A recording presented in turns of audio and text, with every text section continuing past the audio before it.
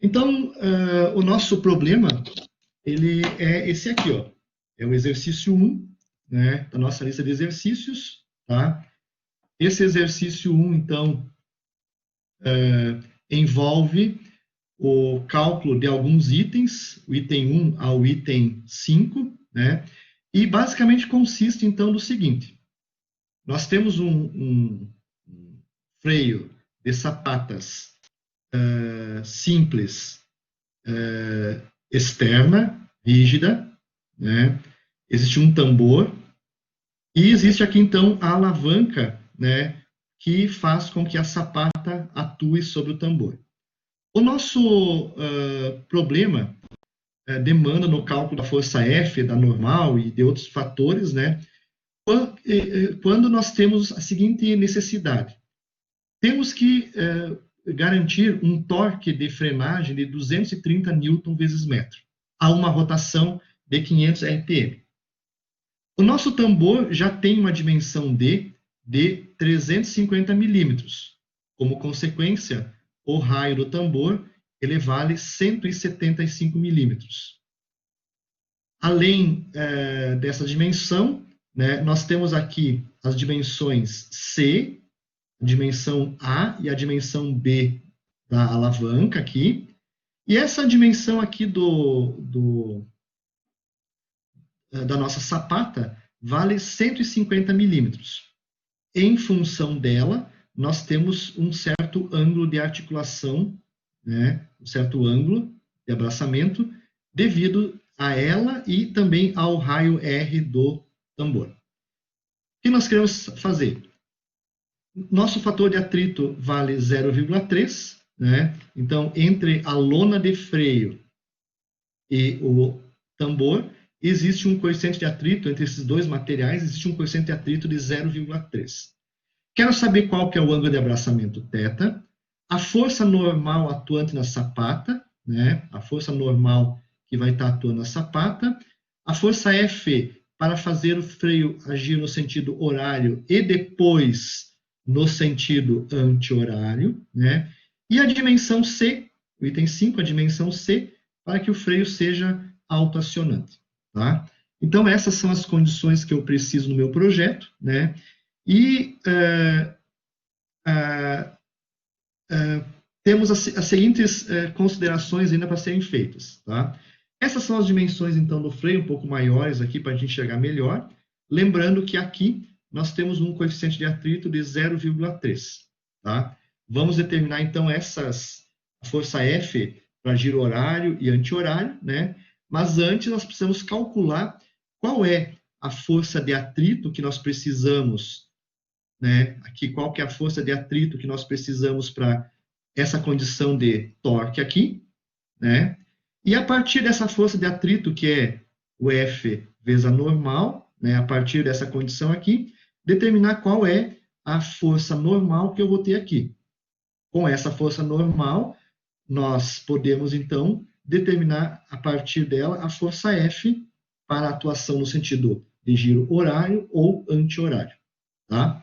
Então, o problema, basicamente, é esse, né? E ele começa, basicamente, com essa ideia aqui, tá? Nós precisamos, inicialmente, determinar qual é o ângulo de abraçamento, o ângulo de contato, né? O ângulo de abraçamento que eu tenho aqui entre a sapata, esse ângulo aqui, ó, o ângulo θ. Para isso, então, o primeiro item é fazer o seguinte. Vejam que nós temos o seguinte, ó.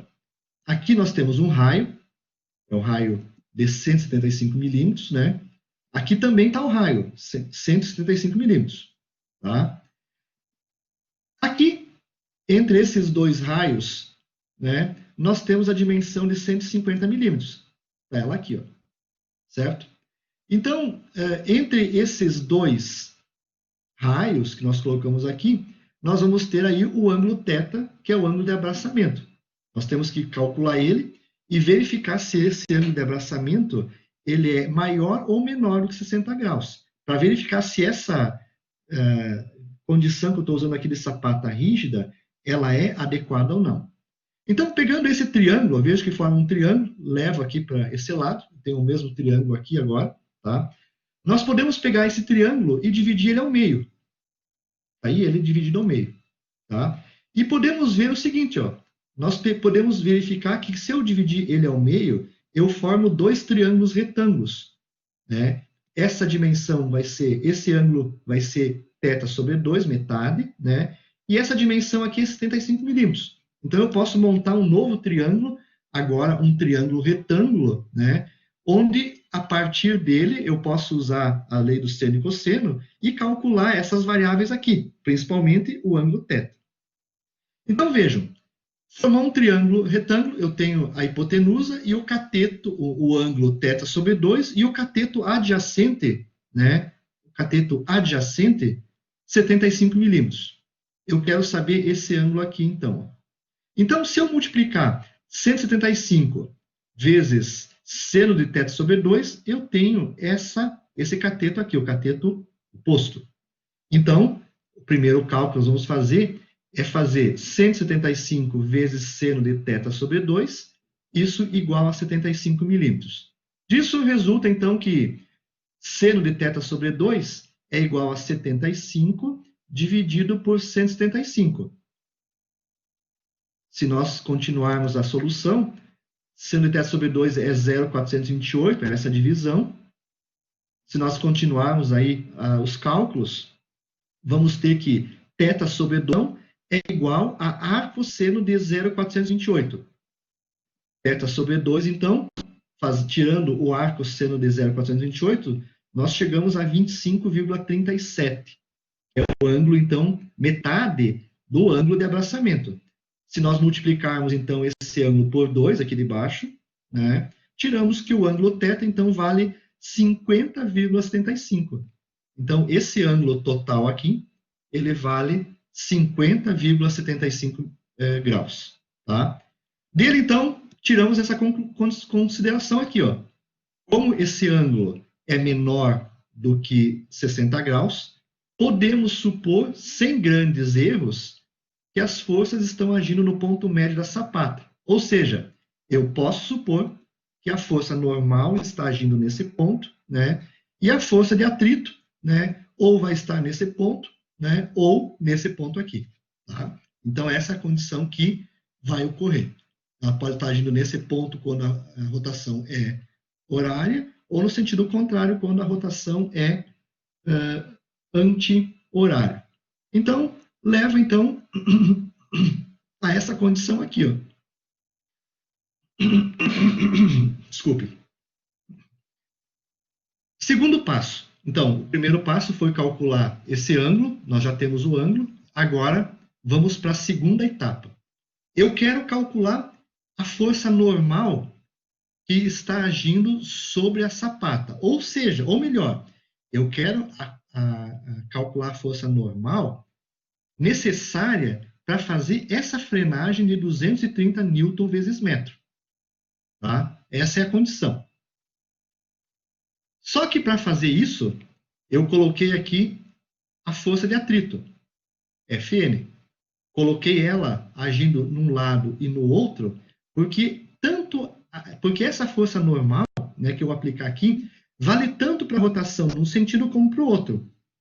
A força vai ser a mesma para um sentido ou outro. O que vai mudar o sentido de rotação é a força F. Essa, né, vai ser maior ou menor, dependendo da direção do movimento do tambor. Tá? Então, para mim calcular a força N, eu tenho que usar a força F, um dos vetores aqui, ó, tá? Qualquer um dos vetores. E, para nós calcularmos essa força normal, nós temos que usar a expressão. A força de atrito vezes o raio do tambor é igual ao torque. Ou seja, a força de atrito, então, é o F vezes N, né? E o raio é o diâmetro sobre 2. Então, com isso, surge que o nosso torque vai ser a força de atrito vezes o raio do tambor.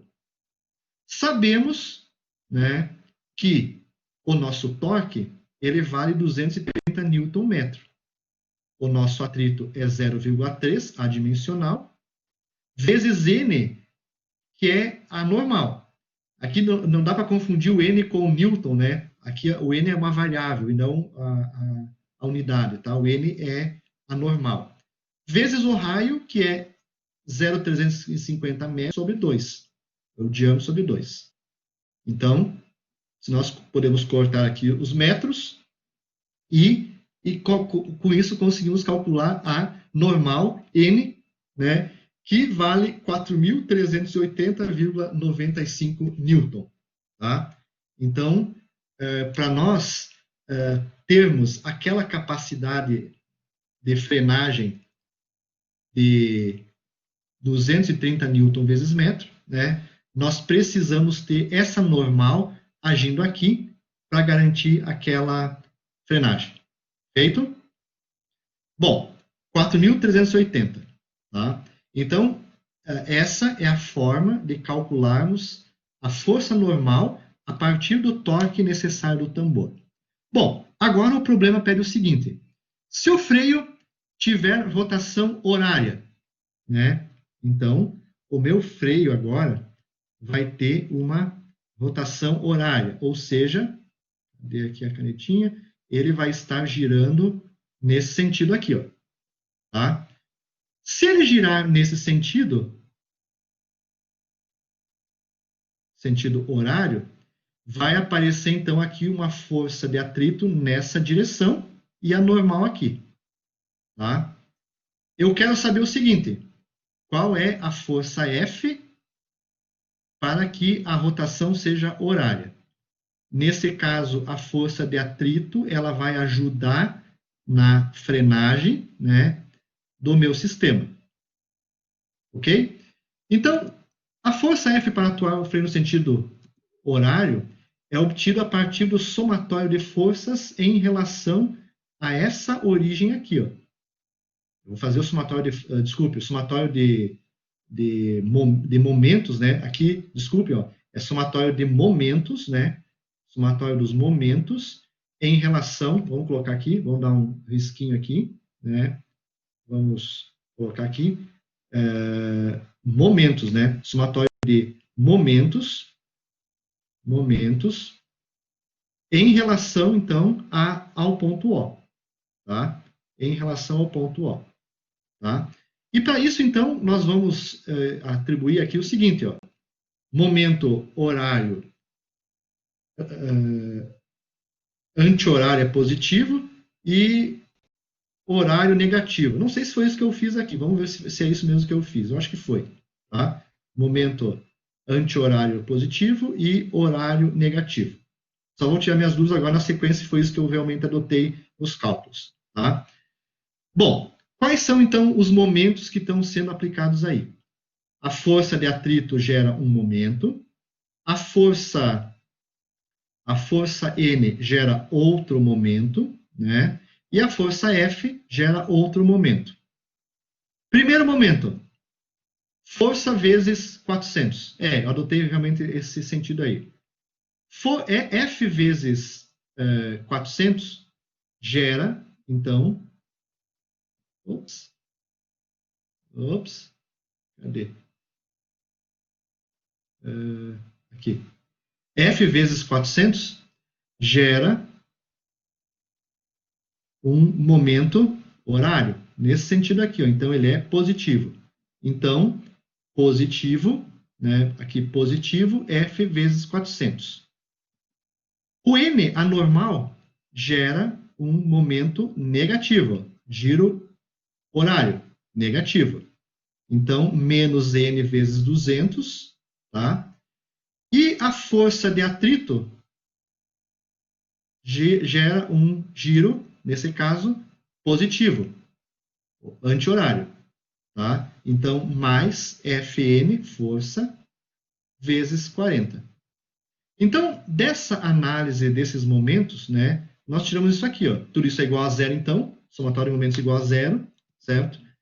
F vezes 400 milímetros, menos a normal, 4.380 newton, vezes 200, né? Mais o atrito, 0,3 vezes 4.380 vezes a normal N, né? Devido, então, a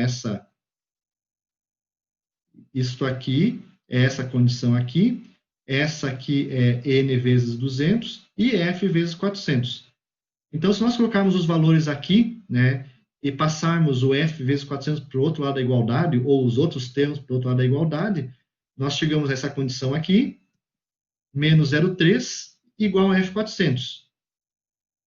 4.380 vezes 200 menos 0,3 vezes 40 sobre 400 me dá uma força F de 2.059 newtons, né? Então, para nós atuarmos o freio, né, no sentido horário, né, nós precisamos, então, de uma força F de 2.059 newtons, aplicada, então, nesse sentido aqui, ó. Admitindo, então, rotação no sentido horário. Rotação no sentido horário gera essa força de atrito neste sentido, no ponto médio do freio. Beleza? Então, vejam o sinal aqui negativo. Força de atrito tem aqui nessa equação um sinal negativo. Tá? Essa força, então, nesse exemplo, está ajudando na frenagem. Tá? E precisa, então, de uma força de 2.059 newtons. Agora, diferente para o caso de a rotação ser no sentido anti-horário. Se a minha rotação agora é no sentido anti-horário, aqui é a rotação anti-horário. Tá? Rotação anti-horária, então, vai provocar o seguinte, ó. A força necessária para atuar no sentido anti-horário é obtida a partir do somatório de momentos também, né? Mesma coisa aqui, vamos novamente salientar aqui que é momentos, né? Não força, e sim momentos. Em O, neste ponto aqui. Vou continuar com a mesma suposição de momentos, né? Com o mesmo positivo anti-horário, negativo anti-horário, negativo horário, positivo anti-horário. Se nós observarmos, então, o conjunto de forças, ó, primeira força continua igual ao anterior. F vezes 400 provoca um giro positivo anti-horário. A segunda, N vezes 200 continua provocando um giro horário negativo, né? E agora, Fn, né, causa um giro, né, horário, que vai ser, então, negativo Fn força vezes 40 milímetros. Tudo isso igual a zero. Da mesma forma que anterior, ó, se nós colocarmos o N, né, e o Fn, ó, F vezes 400 é esse termo aqui, esse termo aqui é o N vezes 200 milímetros, e esse termo aqui, então, é 0,3 vezes isso vezes 40, igual a zero. Passo essas duas expressões para o lado e lado da igualdade, fica F vezes 400 igual a isso aqui, ó. Mais esse valor.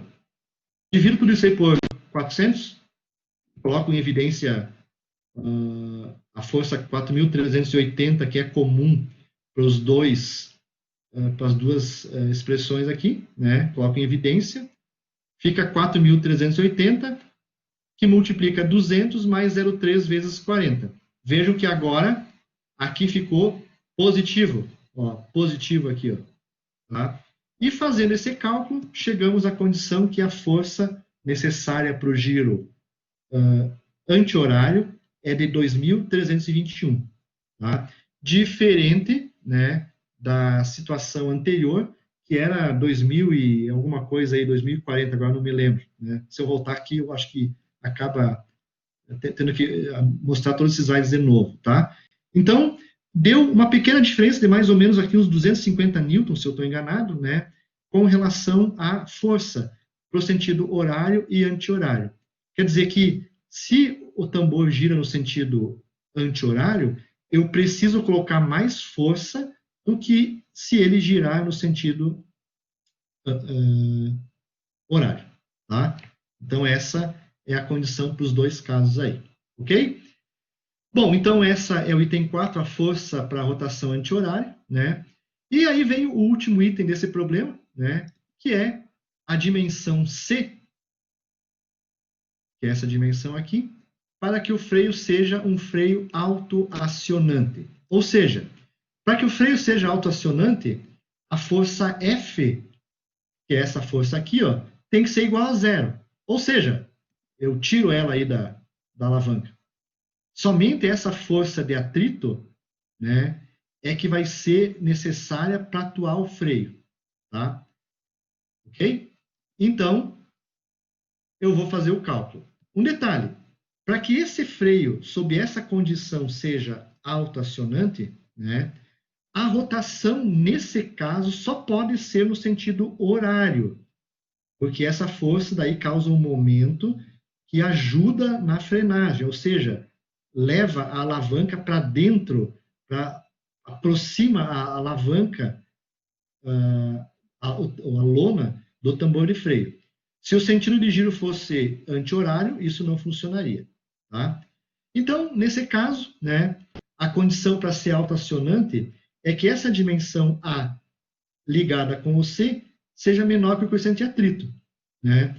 Como eu estou usando os mesmos materiais que antes, né, C tem que ser maior ou igual a A sobre F. Essa é a condição para ser autoacionante. Tá? C tem que ser maior que 200 sobre 0,3, ou C tem que ser maior do que 667,7 milímetros para que ocorra a condição de autoacionamento. Ou seja, né, teríamos que ter aqui, ó, uma dimensão C maior, né, e essa dimensão C, né, deveria chegar então aos 666,7 milímetros.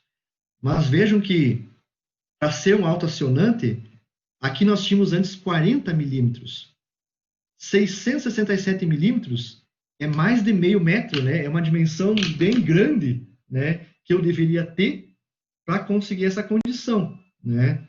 Então, obter uma condição de autoacionamento num freio desse tipo quer dizer que eu vou ter que ter dimensões da alavanca bem maiores para suportar todos esses momentos e flexões que vão ocorrer na alavanca. Então, possivelmente, a seção da alavanca, nesse caso aqui, o tamanho dela, né, a dimensão D dela vai ser muito mais maior, né, o diâmetro vai ser muito maior do que no caso se tivesse somente C 40 milímetros. Mas é uma condição que pode acontecer, né, que nós podemos tratar quando o freio é um freio autoacionante. Nós podemos ter essa condição, então, dentro da engenharia e garantir alguma coisa como essa aqui. Aí, se eu tivesse, então, essa condição aqui, né, de 667, bastaria que eu encostasse a lona de freio no tambor, né, apenas encostasse, e essa aproximação, então, começaria a gerar uma força de atrito Fn, né?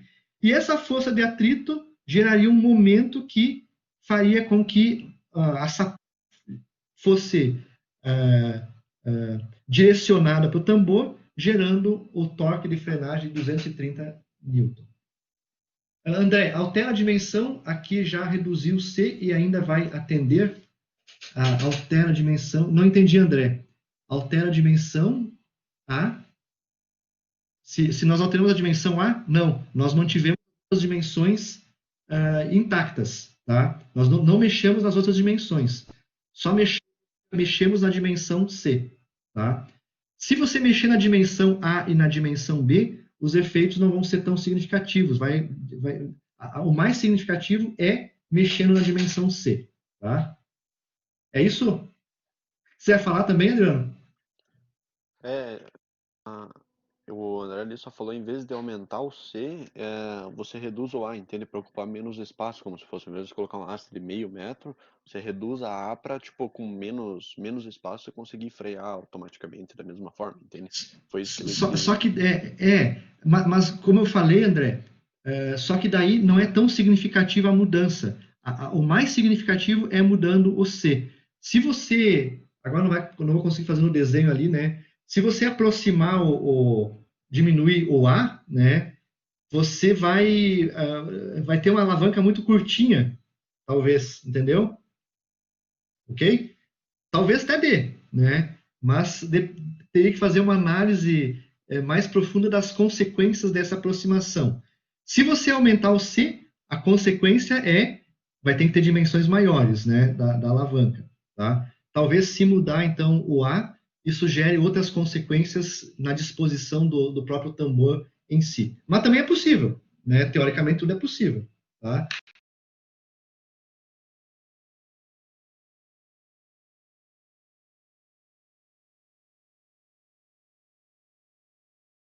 Do cálculo desse exercício, né? Então, não sei se alguém tem mais alguma dúvida, mas não, alguma dúvida com relação a isso, né? Porque eu tentei colocar essa apresentação o mais rápido possível, tanto é que deu aí, eu acho que meia hora de apresentação, né?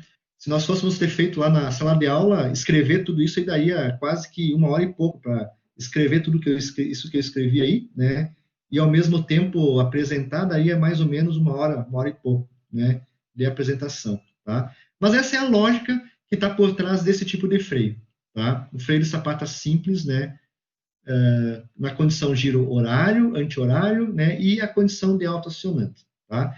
Eu acredito que essa condição de autoacionante, essa dimensão quase que inviabiliza essa condição. Tá? Eu pensei, a ideia, isso daria uma dimensão muito grande, quase que praticamente inviabiliza